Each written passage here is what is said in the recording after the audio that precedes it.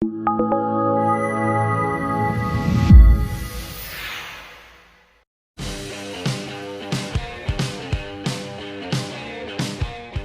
today's video is going to be about navigation on your scan tool. And we want to get it started off with talking about something very important. That's the serial number location. There may be times where you need the serial number. You might want to hook to someone else's tablet, etc. So the bottom line is you need to know where the serial number is. It's pretty simple. It's right back on the back side of the scan tool. Right here on the white tag on the bottom, you'll have the serial number. So you want to keep in mind, you want to respect that area. Don't put any harsh cleaners on it or anything that might go ahead and cause the serial number to be rubbed off. We can get the serial number other ways in the unit and all, but that's the easiest reference for it. Now, on the back side, we have a couple things. First of all, we've got a bracket to go ahead and allow you to position the tool if you're on a fender and a flat surface, etc. There's also a situation where you can hang it on the steering wheel. So this bracket right here, if you want to, you can put it on the steering wheel and go ahead and have the tablet in front of you so you don't have to hold it while you go ahead and do your scan work on that particular vehicle. So there's a couple neat things on here. You can go ahead and hang the scan tool and such so you don't have to hold it and kind of roll it from there. It's a fairly big picture on the scan tool, so you want to keep in mind if you can put this on something securely, it's good, and it's designed to do that for you. So we do have a situation where we can go ahead and set up the scan tool here on a flat surface or hang it from a steering wheel, etc. So it works out pretty good. Now, as far as the scan tool goes, on this side, pretty important side of the scan tool, the upper button that we have right over here is actually the power button. So the power button's located on the side right over here, and taking a look at it, you can see where it's at. There's also a plus or minus key on here. That's generally going to be for sound and such as you work with the scan tool. Let's say there's a situation where you are aggravated by the beepers and buzzes. Now, it's good to have the beepers and buzzes because they're telling you something like something's hooked up, etc. You can go ahead and bring the sound level down or bring the sound level up with a plus or minus over here on the side. Now, going to the other side, it's pretty important too. Over here, if you notice, we have a wire hooked up top. This is an HDMI hookup. So you can hook this scan tool directly up to any TV screen or a projector, etc. Works very well if you want to show customer information on a large screen TV. You can go ahead and hook up with an HDMI connector right over here. The next slot down is going to be a slot for storage. There's a storage card that can be put in here to hold things like pictures and such. So that's something that's an option for you down the road. Keep that in mind. And then from there, we've got some other slots like USB slots, etc. From there, we go, of course, to the last and most important slot, and that would be the power slot to go ahead and recharge the scan tool. It's a barrel type connector, so it works out pretty good. It's very bulletproof as far as how it works. So that's it as far as looking at the side of the scan tool and such. Now, before we power up the scan tool, if you notice, we've got a little green LED up on the left upper corner that's on. That shows us that we are definitely charging. So if we're not having the charge connector hooked up and such, that green LED won't be on. The green LED is on at this point, so we know we are definitely charging. Now remember, you don't have to charge the thing while you're working in the car. Once you charge the battery up, of course, you can get pretty much the day out of it before you have to recharge it. Look at the battery level. The unit will prompt you when the battery's getting low, so you can either use an on-car charger or something like that if you're working on a vehicle. So there's many solutions for that. So let's go ahead and press the power button. So push the power button in once, and what's going to happen is we're going to have a situation where it comes up with a launch screen. So the initial screen comes up, and keep in mind this is a powerful tablet with a very speedy processor, and we run the scan tool on the top of it. So you have the full function of an Android tablet here. Now, it's going to come up as far as the tablet goes. It's going to show charged. It's going to also show up in the upper right corner 100% charged. So as it comes up, it's going to let you know what the charge level is. At that particular point, you want to just scroll up on the screen. It is a touch screen. Your menus come up, and the menu you want to go to do automotive diagnostics in this case would be the X431, which I just pressed. And we've got a situation where we're on the entry-level screen now for the scan tool. So this is the screen that starts everything. If we take a look at it, obviously, it is a touch screen, so we can go ahead and slide the screen back and forth, as you can see. Any options and such that I have on here will be moving across the screen. I can pick any of them with my touch screen at once if I want to go to that choice, and then if I go all the way through, it comes back to the initial choice on the screen. So what we want to do here is kind of talk about a few of the things that are on this screen first, and then we'll kind of roll it from there. Now, if you take a look at it, we've got diagnostics up here first. And I'm going to take you into diagnostics, show you what diagnostics looks like, and then I'm going to go ahead in this particular case, and we're going to get out of it, go to the next screen. So I'm just going to touch diagnostics with the touch screen. Now obviously your fingers and such should be clean. If you ever need to clean the screen, you want to use just water and a very, very mild soap or a lens cleaning type arrangement, clean it off and you're good to go. As I go ahead and pick the vehicle type, it asks me, do I want automotive, heavy duty, etc. If you notice we have auto detect up here, that's what you generally want to use. Auto detect is going to identify from the VIN. Remember, some vehicles, they don't do a very good identifying from the VIN, so the scan tool may ask you some questions like, basically, is it a 4-valve engine, a 2-valve engine, something like that? Is it 2-wheel drive, 4-wheel drive? Does it have certain options? All you have to do is answer the questions correctly. It's very important that you answer the questions correctly because the options in the scan tool choices will change the screens that you're going to see. So make sure you're always very accurate. If the scan tool asks you a question about something in a car, make sure you respond correctly. Take the time, make sure you have the right answer, because that's going to save you a bunch of time in diagnostics down the road. Now, if you don't want to auto detect, you can go ahead and pick many vehicles and basically pick the right vehicle and go through it. The scan tool will guide you through it. We'll show you that in a few. So we're going to go back out of here. To get back out of here, back to my other screen, all I have to do is hit back. It's like a computer.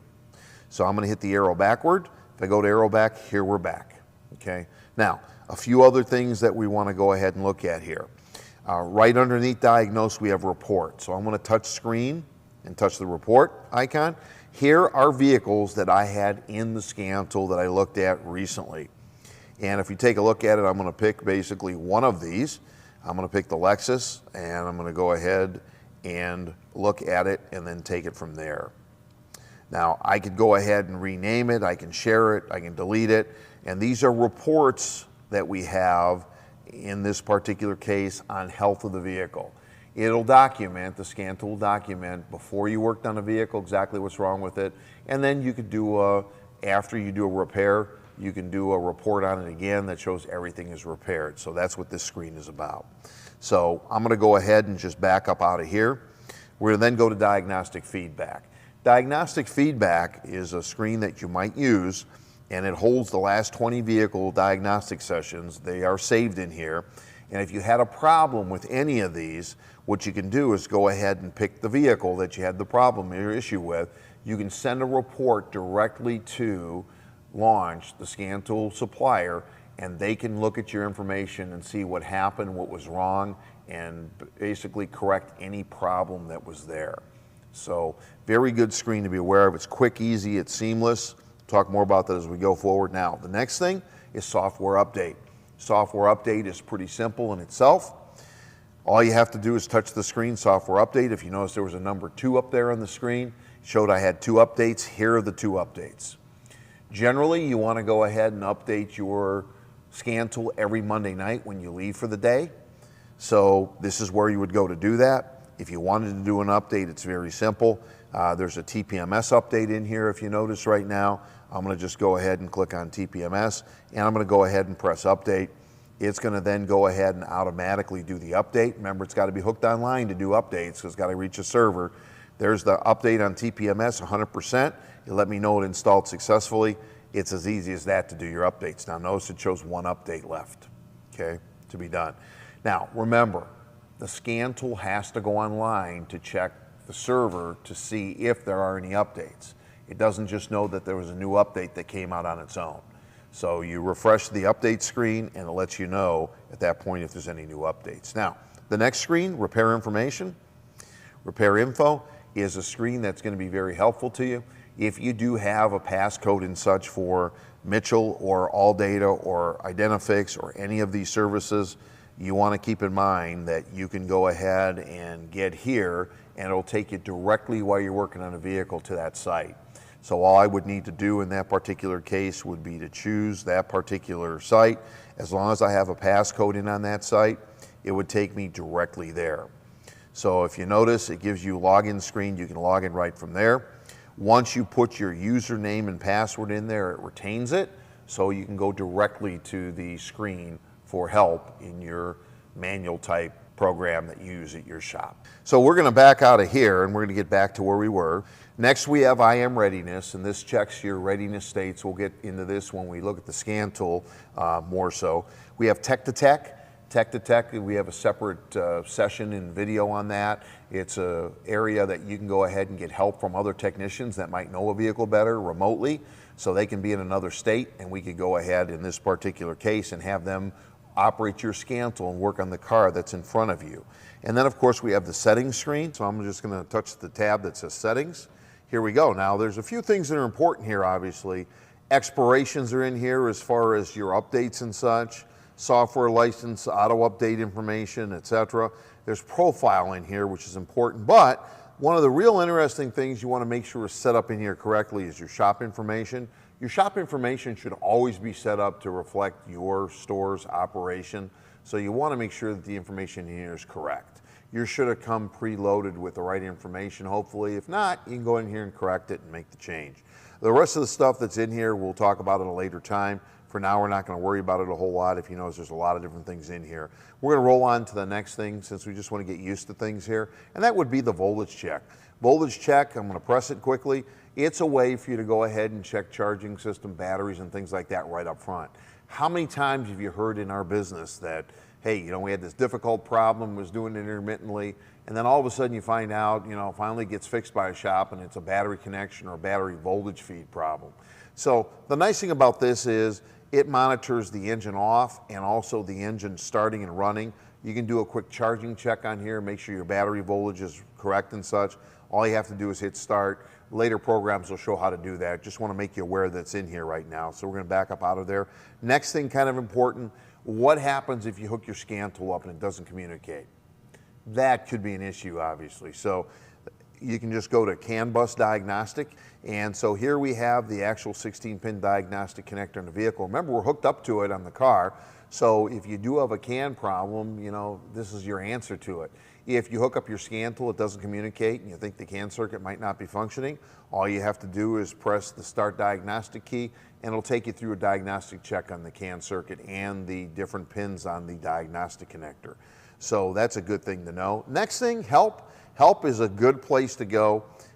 If you do have a few things that you want to go ahead and look at, for instance, training videos, okay?